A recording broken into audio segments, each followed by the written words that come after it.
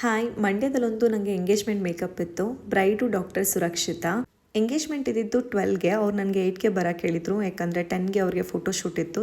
ಅವ್ರಿಗೆ ಮೇಕಪ್ ಹೇಗೆ ಬೇಕು ಅಂತೆಲ್ಲ ಕೇಳಿಕೊಂಡು ಮೇಕಪ್ನ ಸ್ಟಾರ್ಟ್ ಮಾಡಿದೆ. ನಾನು ತಿಂಡಿ ಕೂಡ ತಿಂದಿರಲಿಲ್ಲ. ನನ್ನ ಫ್ರೆಂಡು ಮಧ್ಯೆ ಮಧ್ಯೆ ಬಂದು ಬೇಡ ಬೇಡ ಅಂತ ಹೇಳಿದ್ರು, ತಿಂಡಿ ತಿನ್ನಿಸ್ತಾ ಇದ್ಲು.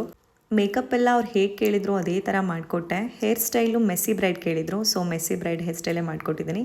ಮೇಕಪ್ ಎಲ್ಲ ಕಂಪ್ಲೀಟ್ ಆದಮೇಲೆ ಮೇಕಪ್ ಶೂಟ್ಸ್ ಎಲ್ಲ ತೆಗೆಸ್ಕೊಂಡ್ರು.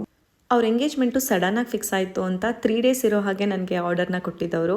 ಬಟ್ ಆದರೂ ಕೂಡ ಸ್ಯಾರಿ, ಜುವೆಲ್ಸ್ ಎಲ್ಲ ಚೆನ್ನಾಗಿ ಪ್ಲ್ಯಾನ್ ಮಾಡ್ಕೊಂಡಿದ್ರು.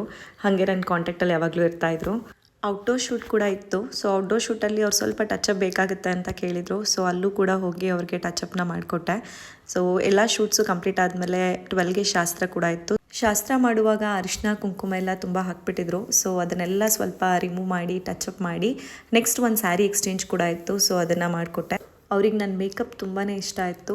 ಅವ್ರ ಫ್ಯಾಮಿಲಿ ಕೂಡ ತುಂಬಾ ಇಷ್ಟಪಟ್ಟರು. So thank you so much.